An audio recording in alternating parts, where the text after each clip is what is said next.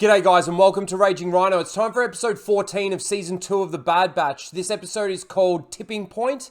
Now if it's anything like the episode we had last week with the Hawaiian sushi retreat, it's going to be absolutely horrible. There's not actually been too much this season that's been any good really. It's been a lot of filler, a lot of just bland storytelling, and it hasn't really engaged anything, it hasn't changed anything, it hasn't moved the story of the Bad Batch forward at all, really. It is purely just babysitters in space. Omega is great at everything and comes up with all the plans and comes up with all the ideas and basically talks the Bad Batch into doing missions. That's pretty much what this season has been. Anyway, I'm not going to ramble on anymore. If you are new here, you get to see some of my reactions as I go through the episode, and then you get to hear my review and my thoughts at the very end. Let's get into this. Clones that are under arrest? They've taken out our hyperdrive. Then open fire and notify that command. quickly? Why are they stunning them? The blaster. Would have been better if he had just killed her. What's with all this stunning going on? It's like, oh, we want to make sure that she stays alive, so we'll just stun her. Oh, back to Hawaii. Eat some sushi. Been able to rebuild pretty quick. Caught some dinner. More sushi. Are you? Who for Omega? Why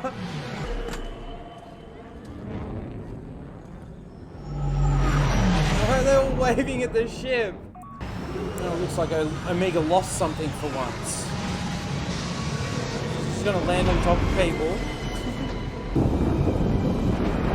I'm surprised we haven't seen Rex by The now. attack on the prisoner. If any of the stolen data has compromised your location, Well, the seals will clap. What is? They're gonna find out about Crosshair.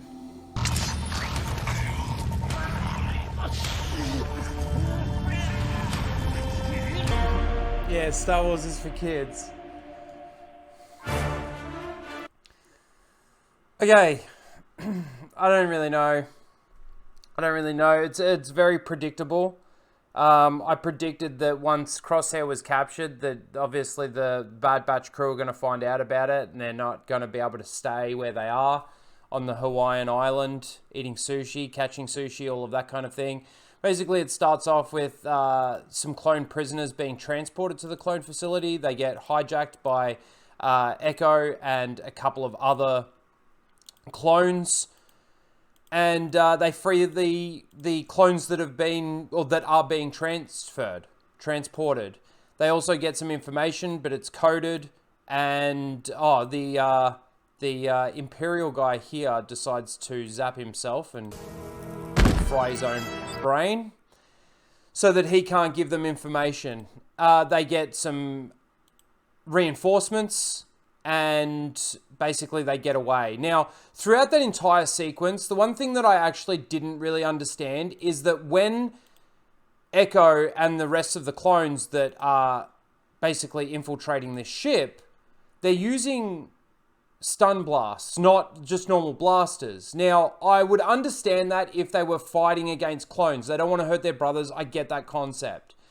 But the fact that these are stormtroopers and they're not just killing them, even though these stormtroopers are transporting their brothers that are under arrest for no reason, it just doesn't make any sense to me. So throughout this entire siege, that's all you see is them using stun blasts.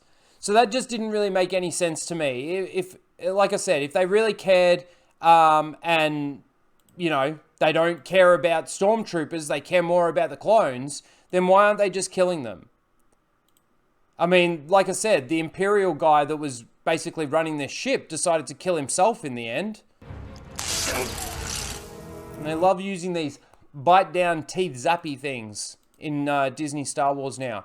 So that's pretty much it. They get away and we cut to the clone facility where Crosshair is being tortured because obviously this guy wants to find Omega. And the reason why he wants to find Omega is because the Prime Minister of Kamino told him that the only way that you're going to get the other Kaminoan chick to help you is if you get Omega. So his biggest thing right now is just to get Omega. And obviously Crosshair has had second thoughts about the Empire, especially with what's going on now. We cut back to Coruscant, to the platform where, Ahsoka was in Clone Wars Season 7. And the senators there, they're basically explaining why they were arrested for no real reason. And Echo says that he'll try and find out from the data that he got from the ship and try and get it decoded so that he can figure out what's going on. We then cut back to the prison again. Crosshair seems to be able to escape. And again, like, he kills the stormtroopers. Now, I know that he's not with the, like, Clone Force 99, like, the Bad Batch guys. Like, he sees the blaster there, picks it up, balls, and he just, like, shoots everyone in that room. Except for when it comes to the chick. He asks the chick, give me your, access card and all of this kind of thing. And then he flicks it to stun and then just stuns her. And it's like I said, through my reactions, you didn't get a lot of reactions from this episode because it's just boring, just average boring stuff. And it's like I said, though, in my reactions, they basically did that because she needs to stay alive. I mean, Crosshair was willing to kill his superior officer, everybody in this room, because of what these people were doing to him and his brothers. This doctor is clearly on board with all of that, and he stuns her but kills everybody else. Okay. Yeah, I don't think Crosshair would do that. So he tries to escape. He gets this code out, Plan 99, and while he's doing that, he gets gassed. The guy says, I made this, gas stuff, but I'm immune to it because I made an antidote. It's something I made. And then, of course, we cut to the Hawaiian Islands where, they're trying to talk the Bad Batch into staying permanently. Wrecker's like, he, gets his little sushi fish. There he is. He's got the more sushi, so they can make plenty of sushi out of that fish. That'll probably just feed Wrecker. And then it cuts to Omega getting her flying lessons, and she seems to be a pretty damn good pilot. Now, of course, people are going to justify that by saying that she's been training, she's been learning, she's been getting better, all of this kind of thing. But she is just really good at everything. Really good at everything. She was really good at everything before she started training, before she started practicing and all of this. And she is just really good at everything. To the point where every maneuver that she pulls during this entire sequence, Tech is just like freaking out, pretty much. Echo shows up. And Omega, goes nuts because she gets to see one of her dads, gives him a big hug, and he basically gives Tech the data card or the data rod and says we need to get the information off this and find out what's going on. Cuts back to the Imperial thing. He's talking to Tarkin about, and Tarkin's saying how there's some clones that, are basically going against their orders. And this doctor dude, scientist dude, says, if you bring them all to me, I'll take care of them. I've got my methods, which are unorthodox and, pretty bad. It then cuts back to this. Wrecker's chasing the kids around the tree, daddy in space bullshit. And Hunter and Echo have a conversation about whether or not they're going to stay here and just, live out their lives in this place. And Hunter asks Echo, like, how have you been? What have you been up to? And he's like, this is about our brothers and all of that kind of thing.